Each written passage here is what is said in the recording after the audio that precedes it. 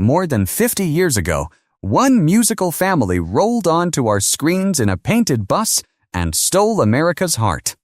Today, some of those faces have changed beyond all recognition. Some vanished completely, and some are gone forever.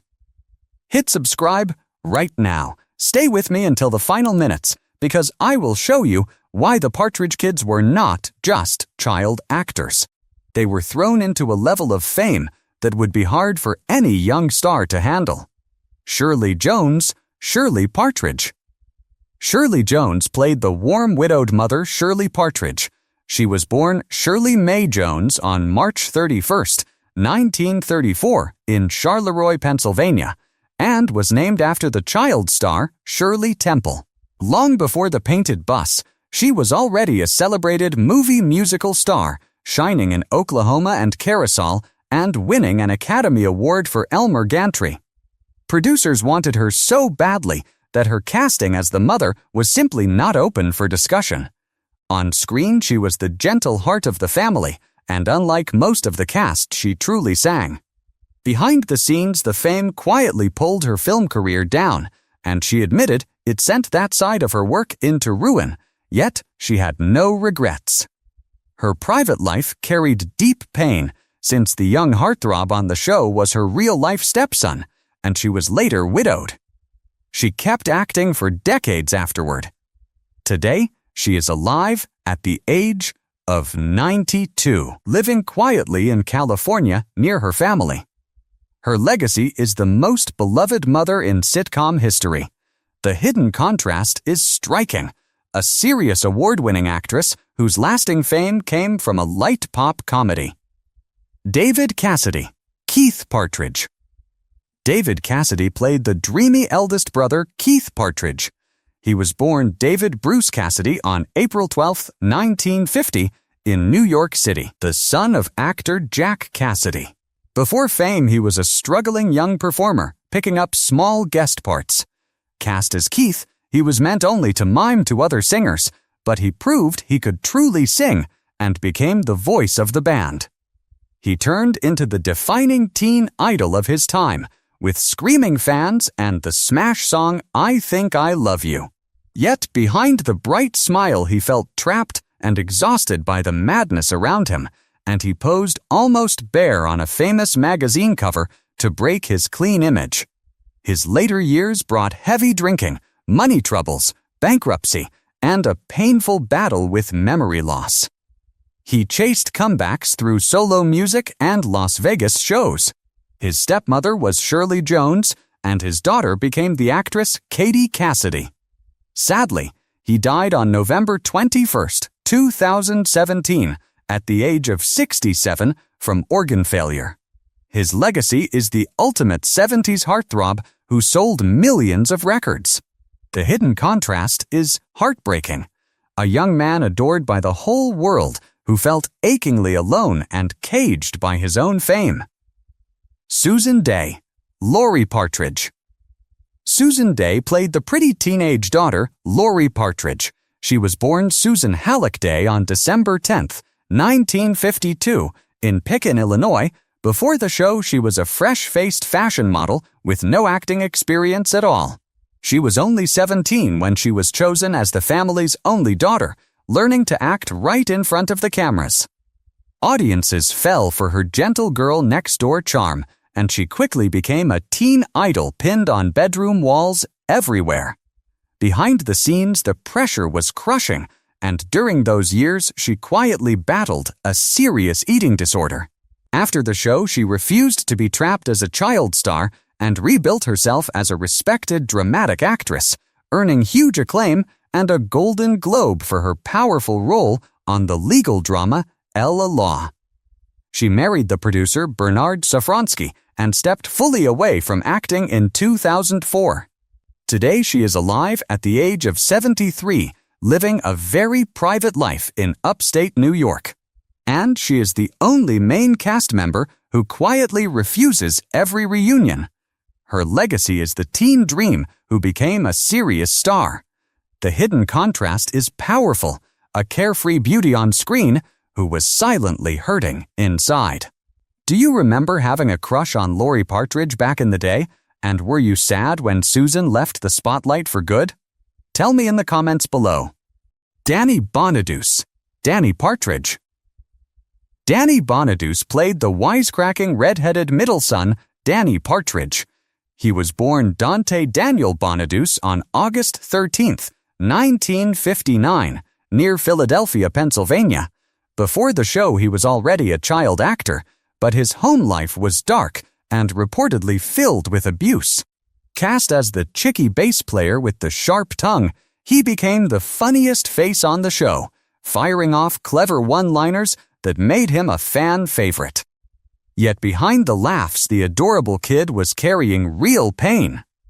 As an adult, his troubles spilled into public view, with drug and alcohol addiction, arrests, failed marriages, and a raw reality show about his own breakdown.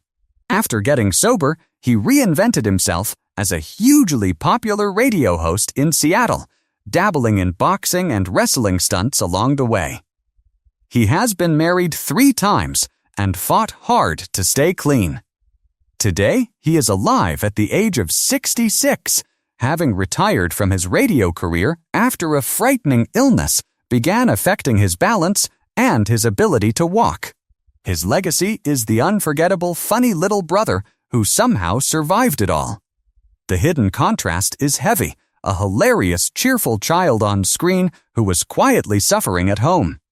Suzanne Crowe, Tracy Partridge. Suzanne Crowe played the tiny youngest sister Tracy Partridge. She was born Suzanne Crowe on March 6, 1963, in Hollywood, California.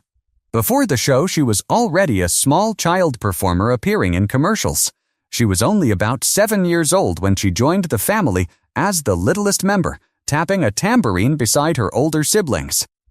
On screen, she was the sweet, quiet baby of the group, far too young to truly understand the wave of fame around her.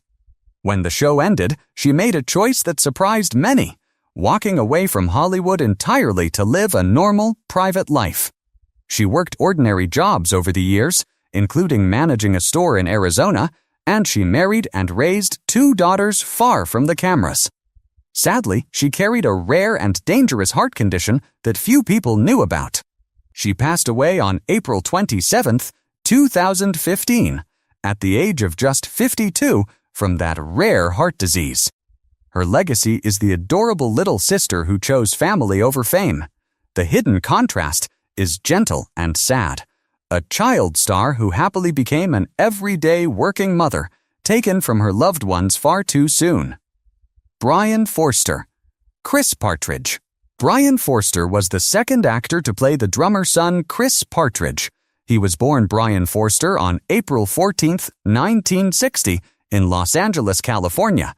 Before the show, he was a busy child commercial actor from a true acting family, and amazingly, he is the great-great-great-grandson of the legendary author Charles Dickens. He joined in 1971, replacing the first Chris after a single audition, and brought bright, playful energy to the band. Here is a fun secret. He never actually learned to play the drums and simply faked it for the cameras the entire time.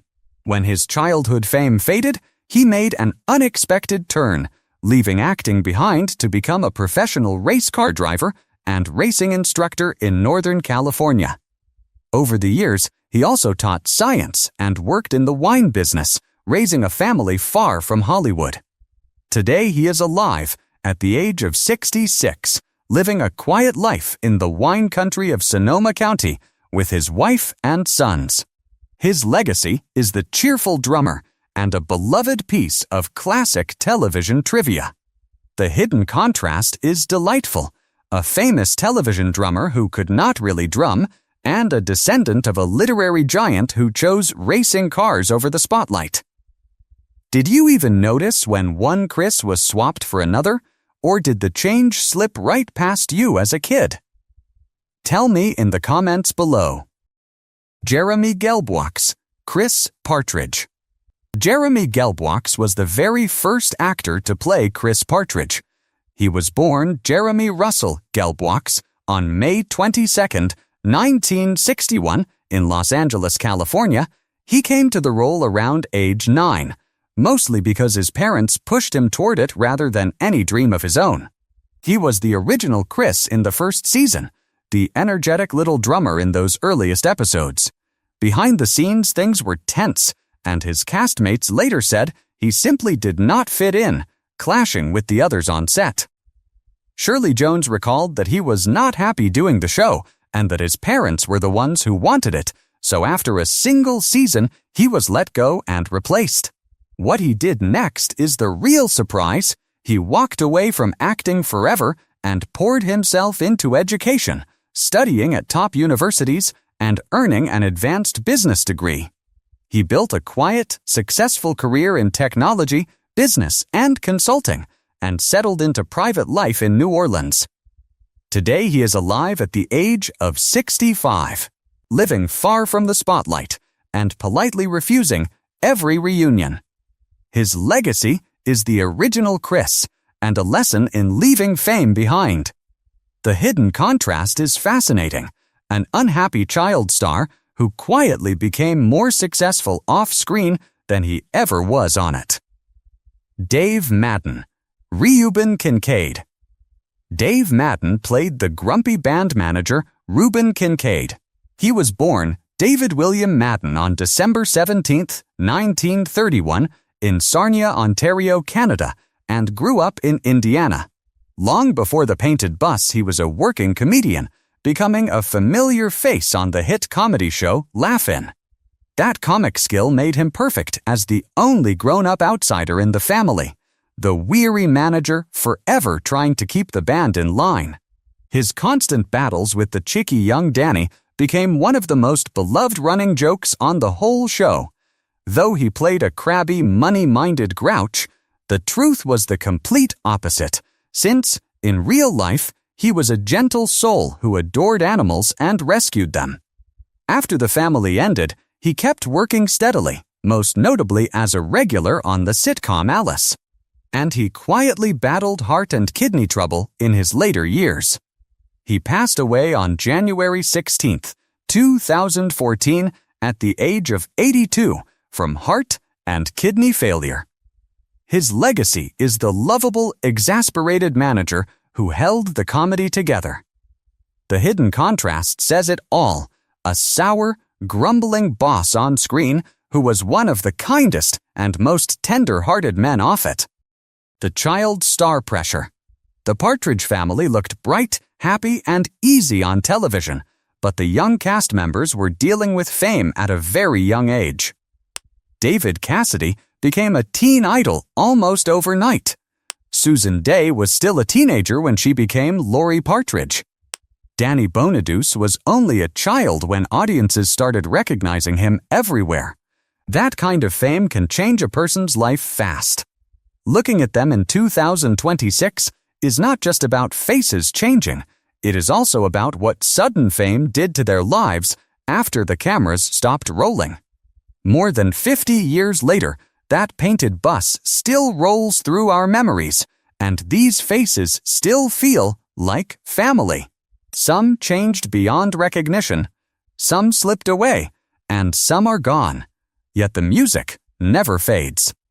If their lives moved you, hit subscribe and keep their memory alive.